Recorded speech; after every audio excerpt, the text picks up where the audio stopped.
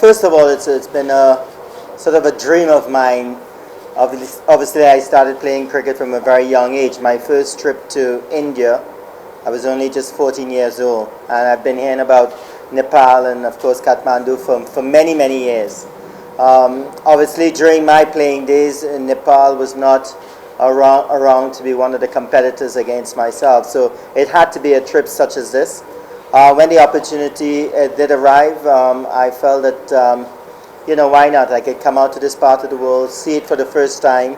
Of course, you're associate of the ICC and budding young cricketers here that I would love to meet at some point in time. So for me, it's a great trip because I can tick the box in terms of being able to come to Nepal and see the place, see the people, the hospitality, and to bring along my daughter Tyler as well to have the experience is something special. How you look at it, I think you got to look at it in terms of the size of the country, the ability of the players, and exactly where you are as a cricket playing nation. You're still very young as a cricket playing nation, so to have international superstars come to your country to play in your NPL is something very special, and I suppose it's the start of something that's going to grow. Of course, T20 is a wonderful version of the game. You're getting a lot of new sponsors and a lot of new spectators. It's a very exciting version of the game. So for me, it's growing the sport in Nepal, growing the league, and seeing more recognized cricketers coming to your shows and making sure and participate. That was a long time ago, 2004, 20 years ago now. So hopefully, during my lifetime, I want to see it broken. And I believe with the advent of T20 cricket and how aggressive and attacking young players are, I think that you're going to see someone passing that score at some point in time. That was a very special moment in my life, regaining the world record after losing it some 6 months before that. So, but records are made to be broken.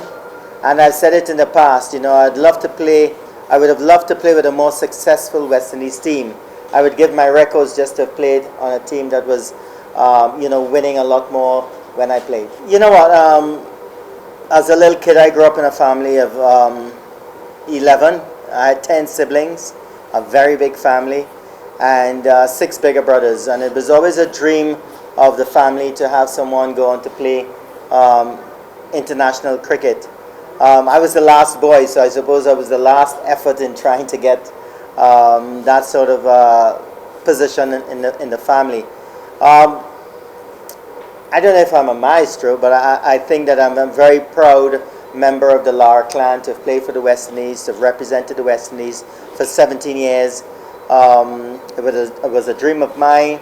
My dad also lived vicariously through me in terms of he loved the game of cricket. He provided everything that was necessary for me to play the game, even though we came from a very big family in a sort of middle income 3-bedroom house. All of us enjoyed ourselves living there, but it's just to fulfill that dream to play for the West Indies, to play alongside the great Sir Vivian Richards, Gordon Greenidge, Desmond Haynes, the late Malcolm Marshall.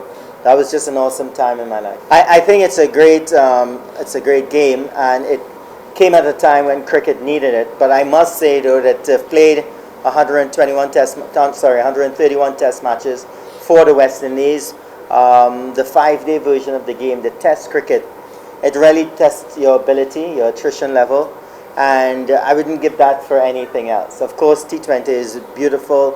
A lot of guys are enjoying it. The franchise cricket as well is important, but playing test cricket for the West Indies for 17 years will remain the highlight of my career.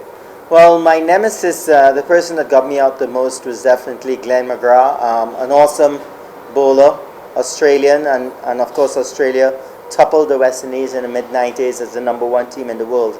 But for me, the greatest fast bowler that I've seen, played against, was Wasim Akram from Pakistan. He was definitely a bowler that can make you look pretty ordinary when he's at his best. Well, I'm not sure. Okay, if you're thinking the best batter, I think obviously the record of a Joe Root at present. That's just going on record. But if you want to know the batter that I like the most, it would definitely be Jaswal. And the bowler that is definitely the best in the world right now is Jasprit Bumrah. I think he's awesome, and the way he operates in all versions of the game, T20, the limited overs, Test cricket, is just tremendous to see the ability of such a bowler. Well, I think one thing I can say there is that if you have a dream, it doesn't necessarily have to be just in cricket. It could be in other sports, it could be in academics. I think it's very important to follow your dreams. I think it's very important to understand that along the way you're going to have a lot of stumbling blocks. You're going to face hurdles, you may even face failures, but that's what brings out the best in you. And any young cricketer want to make it, you would have to understand that how to deal with failures. I think for me, that sort of made me a lot stronger. So I would urge any young sports person, male or female, to stick with it, work hard, and I can tell you one thing, success loves somebody that works hard. And the discipline and dedication is very important.